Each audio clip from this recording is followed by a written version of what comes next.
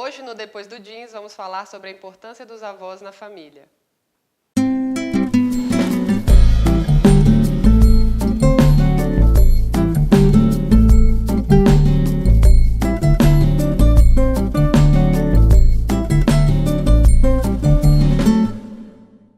Hoje vamos conversar com a psicóloga Jaqueline Santos, servidora da Secretaria Especial do Idoso. Doutora, obrigada pela participação no programa.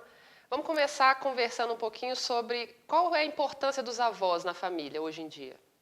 É muito importante, né? Nós observamos isso nas casas mesmo, onde os avós até moram junto com seus filhos. Passa uma segurança muito grande para as crianças.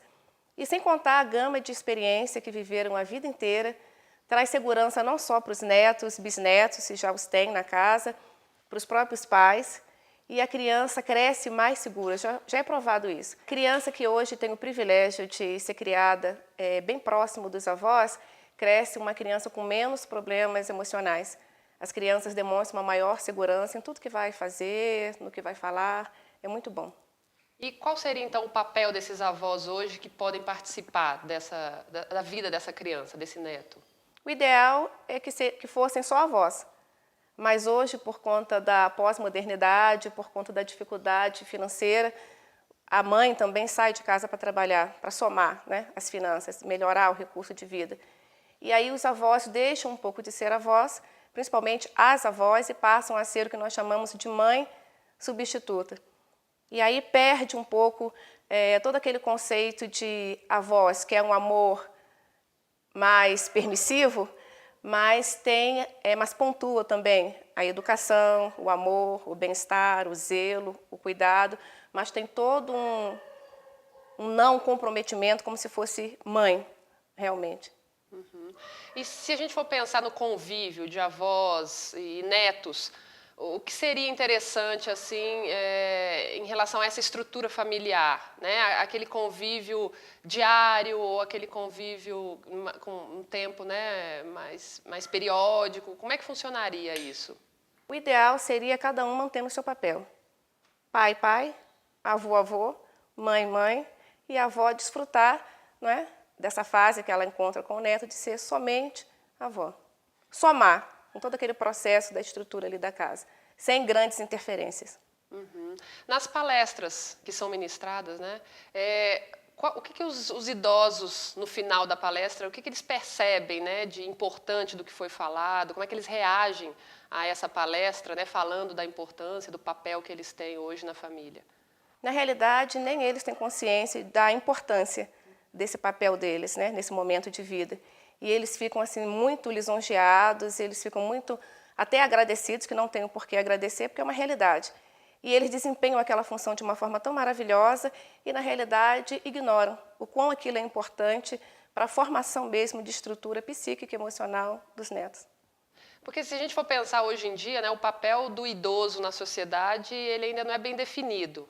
Né? Assim, existe aí uma relação ainda que não é muito bem colocada, né? Assim, o que o idoso hoje representa na sociedade, né? Ele ainda pode ser uma pessoa ativa ou ele realmente já não pode mais exercer certas funções? Como é que funciona isso hoje em dia? Ele é ativo e deve ser tratado como tal. E na maioria das vezes, por ignorância, o que acontece? Envelheceu, o idoso ele é aposentado duplamente, ele é aposentado na sua jornada da vida inteira de trabalho e, na grande maioria das vezes, é aposentado dentro da sua casa, no meio da sua família, por não conhecer que ficou idoso, mas ele pode continuar sonhando, ele pode continuar produzindo, ele tem ideais, ele tem projetos, ele está apto, se não tiver nenhum comprometimento de funcionalidade, nem nenhum tipo de demência, ele está apto para viver uma vida com qualidade como qualquer um. É uma fase, envelhecimento é um processo como outro qualquer. Uhum. Essa relação dos netos hoje em dia com os avós, ela é um pouco diferente do passado, né? Como é que você percebe hoje essa relação, né, atual entre avô e neto? Como é que funciona? Alguns anos atrás tinha um rigor muito grande na criação, né? Os idosos, os adultos, não os idosos, os adultos de uma forma geral se reuniam como aqui, para conversar, a criança não podia nem chegar na porta. Para eles, aquilo dali era respeito, era o máximo de respeito. Então, era uma educação, mas uma educação com muito rigor. E não havia aquele diálogo que nós vemos hoje, aquela abertura onde o filho ou o neto podia conversar acerca de tudo, com seus pais e com os avós. Era um lado negativo da relação, não é? Mas como tudo tem dois lados, hoje foi de um outro extremo. Hoje, nos lares, dão até essa liberdade para as crianças, mas aí também não souberam mais colocar um limite, né? Não tiveram um equilíbrio.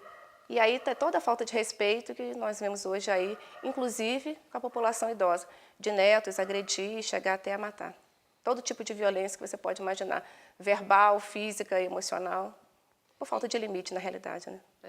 E de repente essa condição poderia ser mudada de que forma? Dentro da própria casa, com os pais orientando esses filhos a tratarem os avós de uma outra maneira, para que essa criança cresça com uma mentalidade diferente? Com certeza, tudo passa pela educação.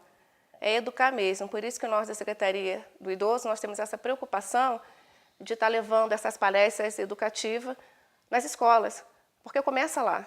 Então, é com todos os níveis que nós trabalhamos com essa palestra, para conscientizar a criança que é avô, tem que ser amado, tem que ser respeitado, mas que pode ser próximo, sim.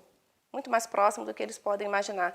Que dá para misturar todas essas coisas com equilíbrio, mas tratando o seu idoso com respeito e com dignidade.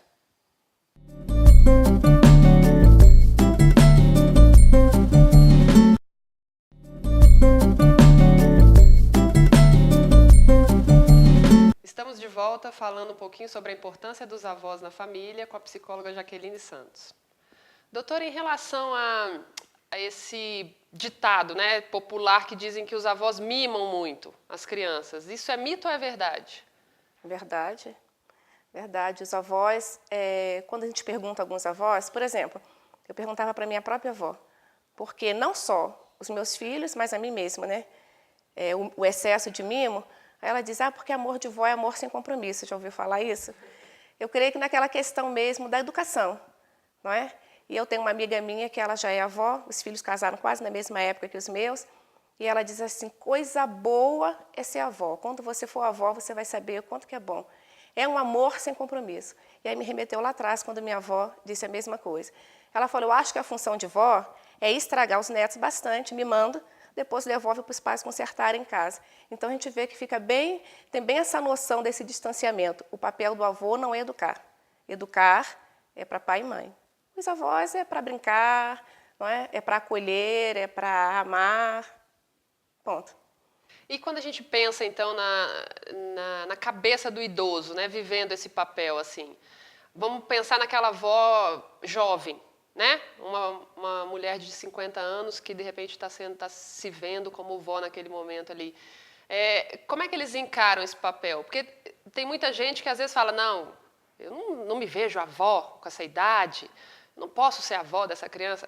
Como é que eles deveriam, então, encarar tanto aquele idoso realmente que já faz isso, né, e já vivencia esse papel de avô, como aquela pessoa mais jovem que já está vivendo essa experiência aí? Qual é essa Para a relação? criança é muito bom, porque quando a gente observa, né, a família onde tem avós, né, avô muito novo, eles falam, olha, eu gosto que minha avó me leva na escola porque ela é nova e meus colegas nem acreditam que ela já é minha avó, que ele é meu avô. E para vó, na realidade, é muito bom. A não ser algumas que já teve algum problema de estrutura lá atrás e não se sentem preparadas ainda, que esteja na condição de avó, principalmente a mulher, e ela tem uma dificuldade de lidar com essa nova fase, né? Com esse momento aí de avó, se vendo ainda muito nova, portanto, despreparada para ser avó. E aí o relacionamento é um misto.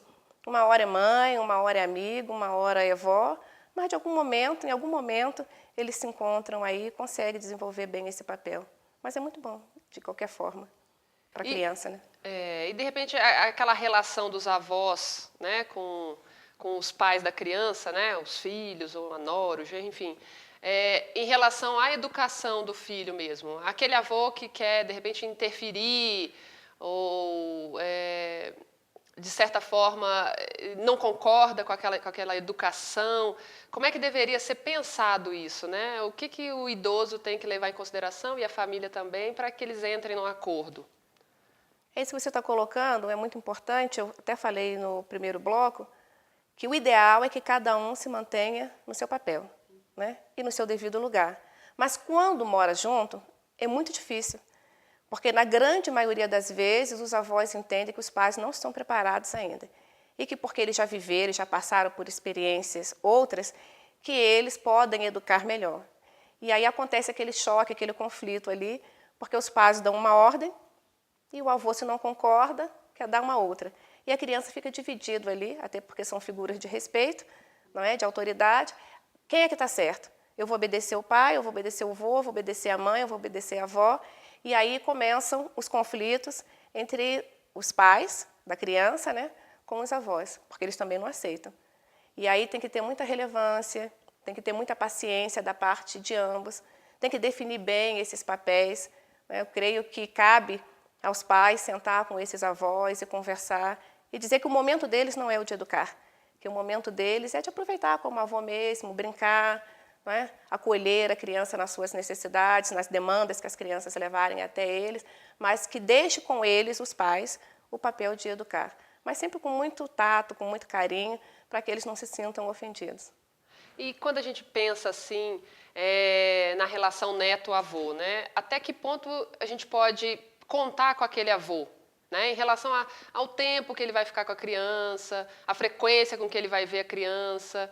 Como é que a gente pode entender que você não está ali sobrecarregando, né, aquele idoso de um cuidado excessivo que ele vai ter que ter com aquela criança, ou que você também não está deixando de colocá-lo participando do crescimento daquele neto, né?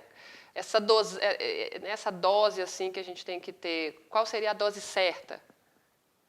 Olha, isso daí é uma coisa assim, muito difícil, né? Até de você, quando você observa, você vê muito bem isso daí, porque são dois fatos distintos. Primeiro, tem pais que sobrecarregam os avós porque eles querem realmente que os avós sejam os pais da criança.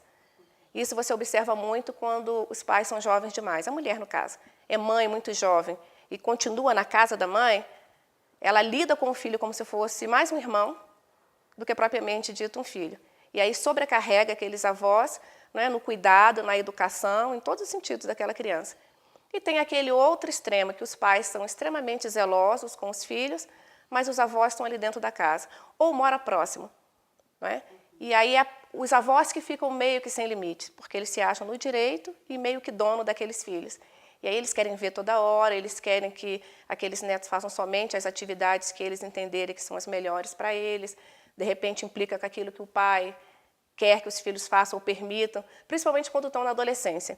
É uma fase que você observa mais isso, quando a criança está na fase de bebê, naquela primeira infância ainda, e quando entra na adolescência. Os pais, até porque estão num outro momento, com outra cabeça, são mais liberais, tem uns até demais. E os avós querem travar, porque quer repetir aquele padrão de educação que deu para aqueles próprios filhos. E aí vem novamente o conflito e somente o diálogo, né? Bem franco, bem aberto, com bastante cautela, é que pode dar um fim ou outro para essa situação. E se a gente for pensar, então, em estrutura familiar, né, falando novamente um pouquinho disso, como é que a gente tem que começar a ver o nosso idoso dentro de casa? Porque estamos todos envelhecendo, né? Passaremos por esse momento, chegaremos nesse momento, passaremos por todas as etapas que aquele idoso está vivendo. Como é que o adulto jovem hoje, né, que é pai dessa criança, deve conduzir, né, uma educação dentro de casa, né, na estrutura familiar, para que ele consiga ser também, né, além de um bom filho, um idoso que será respeitado no futuro? O que a gente tem que pensar sobre isso, né? Ensinar a essa criança, independente da idade, a respeitar esse idoso. Agora, a criança tem que ver nesses pais esse modelo. Porque às vezes isso é até cobrado da criança, mas a criança não vê nos pais esse modelo para que possa seguir. Ao contrário, eles veem os pais tratando, né, o idoso da sua casa com desatenção, com falta de respeito, e aí eles vão seguir o mesmo caminho. Então, eles têm que ter esse cuidado de aquilo que eles estão ensinando para a criança, eles sejam um modelo, para não cair em contradição. As crianças estão vendo que eles estão ensinando que se deve amar, se deve respeitar, educar, até porque amanhã você será um idoso, num futuro muito próximo, e você vai querer ser tratado como? Do jeito que você vai querer ser tratado e respeitado, você tem que tratar agora. Mas eles têm que ver isso, né, no pai, na mãe ou com quem convive com aquele idoso ali. Porque na maioria das vezes as informações são truncadas. Né? É exigido da criança, não, você tem que respeitar, porque é o vovô, porque é a vovó. Olha, abaixa o tom, você não pode falar assim com seu avô, você não pode falar assim com a sua avó.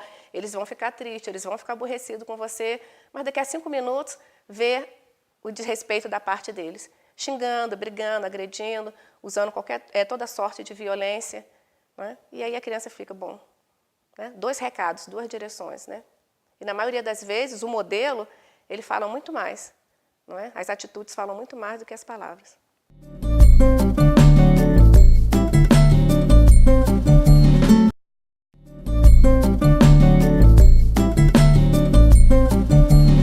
Continuamos a conversar com a doutora Jaqueline Santos, servidora da Secretaria Especial do Idoso.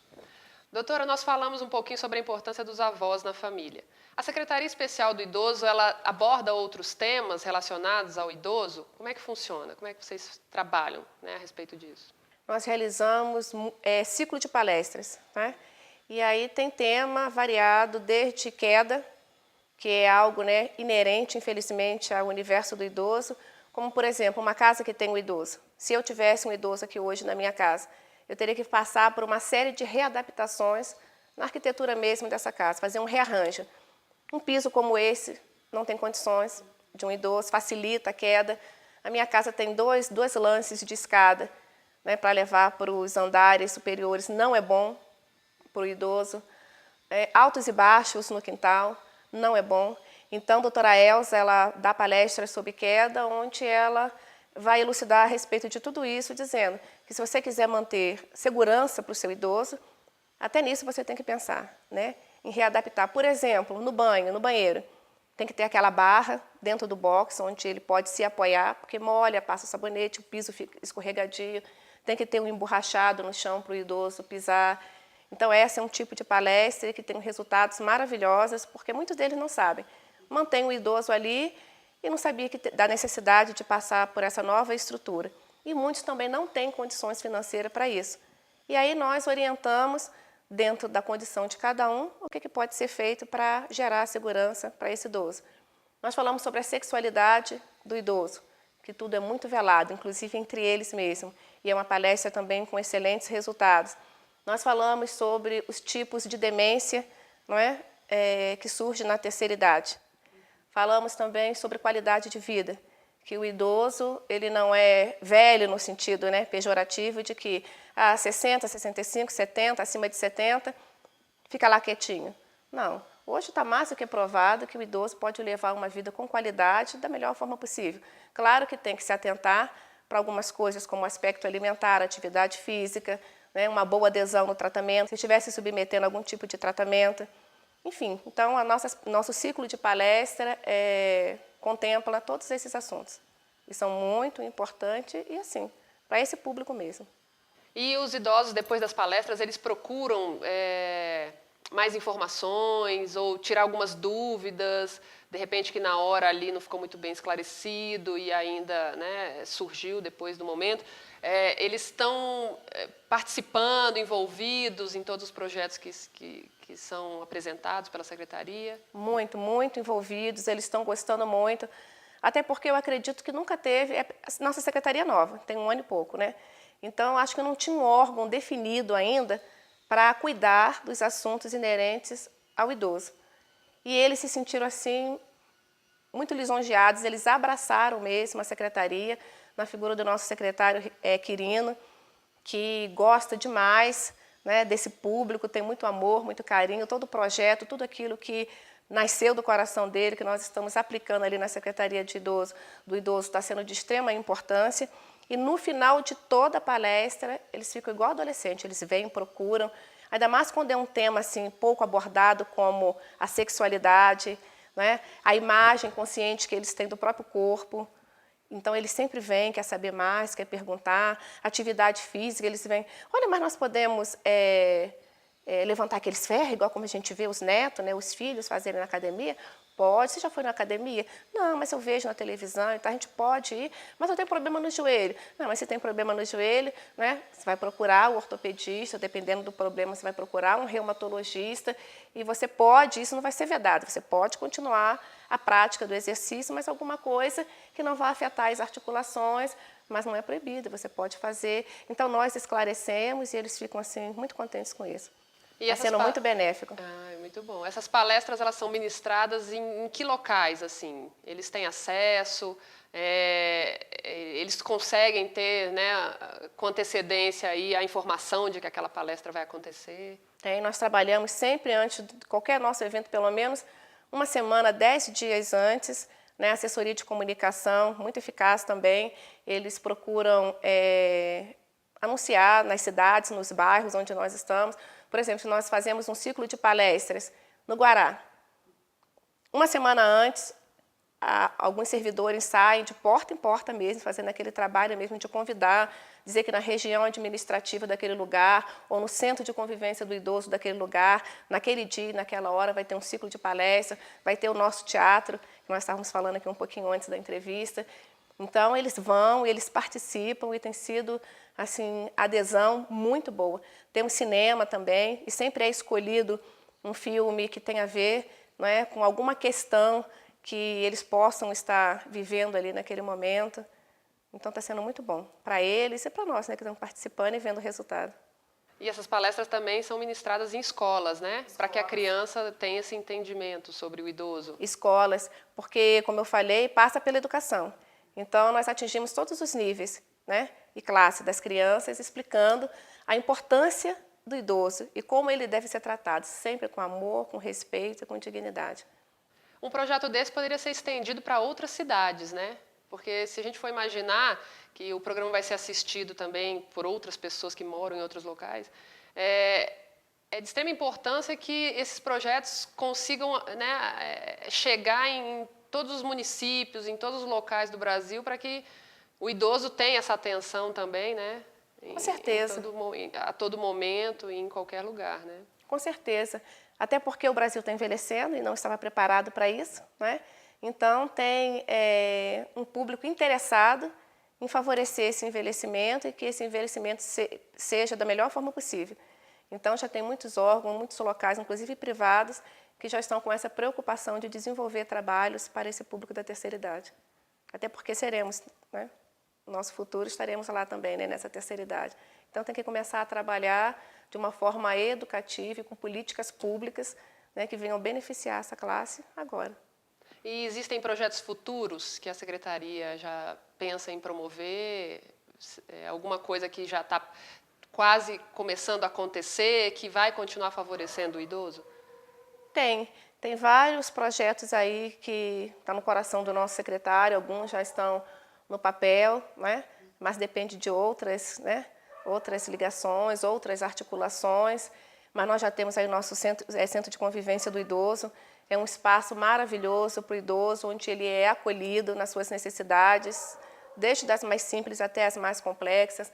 Lá eles têm um espaço de lazer, né, porque tem o baile que eles realizam ali toda semana, tem trabalhos manuais, enfim, é um espaço que eles gostam muito e está sempre cheio, sempre bem frequentado.